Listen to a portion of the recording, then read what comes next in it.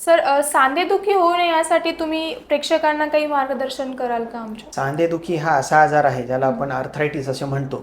तर हा आर्थरायटिस आपण होऊच नये याच्यासाठी आपण काही करू शकत नाही, फ्रँकली स्पीकिंग.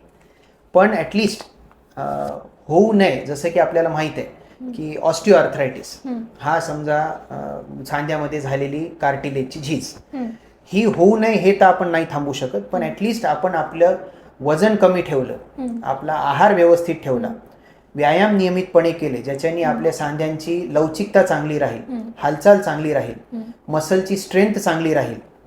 तर ह्या सगळ्यांनी जर का आपला गुडघा, आपला सांधा हा स्थिर राहिला, आपण आपल्या सांध्यांना इजा होऊ दिली नाही ज्याच्यामुळं पोस्ट ट्रॉमॅटिक आर्थरायटिस होतो, किंवा गादी फाटली तर त्याला भविष्यामध्ये आर्थरायटिस होऊ शकतो.